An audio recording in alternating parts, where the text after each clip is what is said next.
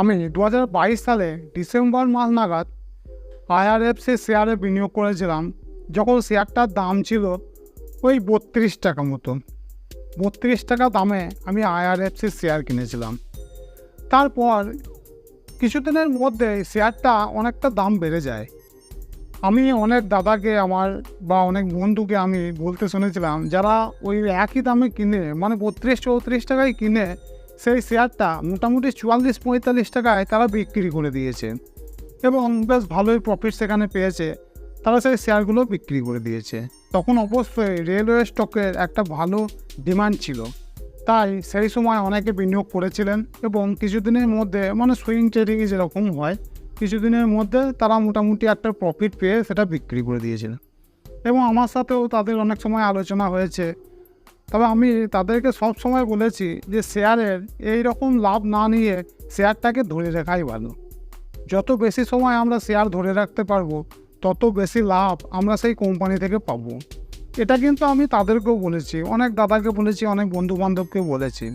তাই আমি কিন্তু সেই সময় আইআরএফসি শেয়ারটা বিক্রি করে নিই।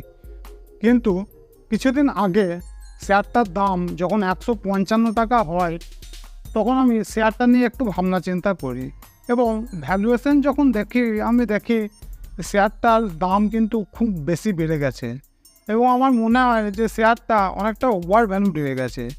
তাই আমি কি করি, আমার সবথেকে বড় ভুল সিদ্ধান্তটা নিই, আমি 155 টাকায় শেয়ারটাকে বিক্রি করে দিই, যেটা এখন আমার মনে হয় যে খুব বড় একটা ভুল আমি করেছি। আবার এমন একটা ভুল অনেক সময় আমি কি করি, হয়তো টাকার কোনো সময় দরকার হয় বা কোম্পানির একটু পজিশন খারাপ হলে আমি কি করি, আমার মোটামুটি 25% হোক বা 50% হোক শেয়ার বিক্রি করি, বাকিটা আমার কিন্তু বিনিয়োগ করাই থাকে। এক্ষেত্রে কী করেছি, আমি আমার পুরো বিনিয়োগটাই বিক্রি করে দিয়েছি, মানে পুরো শেয়ারগুলো বিক্রি করে দিয়েছি এবং লাভটা নিয়ে আমি কি করেছি, এই টাকাটা এইচইউএলে বিনিয়োগ করেছি, কিছু টাকা এইচইউএলে বিনিয়োগ করেছি। এছাড়াও আরও অনেক শেয়ার রয়েছে যেগুলোতে আমি বিনিয়োগ করেছি। যাই হোক, একটা শেয়ার, যে শেয়ারটা ভালো রিটার্ন দিচ্ছে সেটাকে আমি বিক্রি করে দিলাম, আর যেটা পড়ে পড়ে মার খাচ্ছে সেই শেয়ারটা কিনলাম। মানে আমি এখন কি করব আমি বুঝতে পারছি না। তাই আমি যে সমস্ত অভিভাবকরা রয়েছেন, যারা শেয়ার বাজারে দীর্ঘদিন ধরে বিনিয়োগ করছেন, তাদের কাছে আমি অবশ্যই সাজেশন চাইবো যে এই ধরনের সিচুয়েশানে আমাদের কি করা উচিত। যাই হোক, আমি যে ভুলটা করে ফেলেছি, আমি চাই না আমার মতো যারা সাধারণ বিনিয়োগকারী রয়েছেন তারা এই ভুলটা করে। দেখুন বন্ধুরা, আমরা কিন্তু বেশিরভাগ মানে 90% সময় আমরা এটাই করি, যে গাছটা আমাদেরকে ফল দিচ্ছে সেই গাছ কেটে যে গাছ ফল দিচ্ছে না তার গোড়ায় গিয়ে জল ঢালি।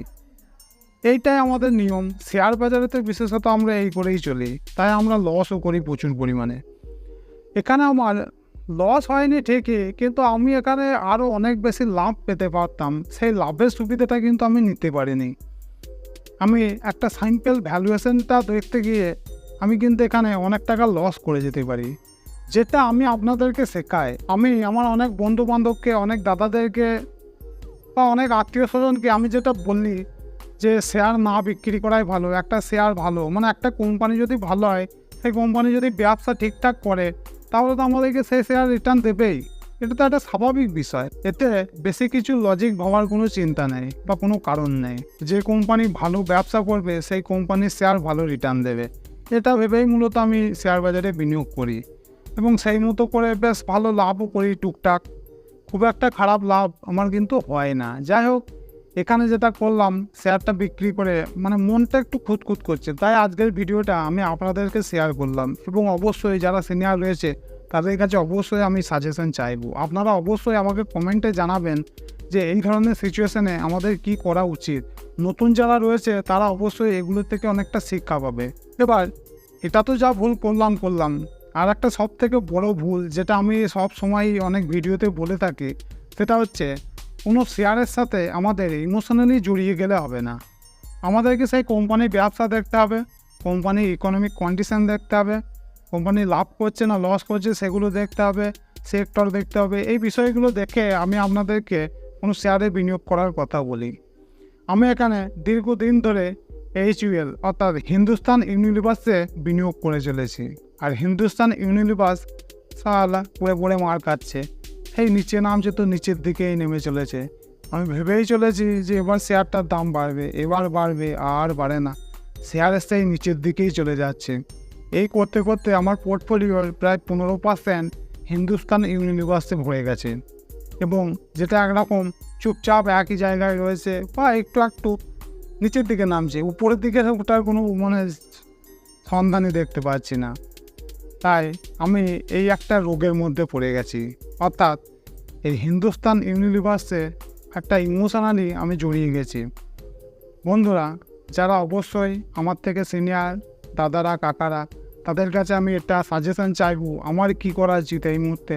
হিন্দুস্তান ইউনিলিভার্সে আমি যে 15% টাকা বিনিয়োগ করে ফেলেছি, আমি যে আমার এই পোর্টফোলিওর 15% হিন্দুস্তান ইউনিলিভার্সে বিনিয়োগ করে রেখে দিয়েছি, আমার কি করা উচিত? এই শেয়ারগুলো কিছু বিক্রি করে কিছু টাকা অন্য কোনো শেয়ারে বিনিয়োগ করা উচিত হবে? এই বিষয়টা অবশ্যই আমি আপনাদের কাছে জানতে চাইব। বন্ধুরা, আজকের এই ঘটনাটার সাথে আপনারা যদি কোনো রকমভাবে জড়িয়ে থাকেন তাহলে অবশ্যই আমাকে কমেন্টে জানাবেন।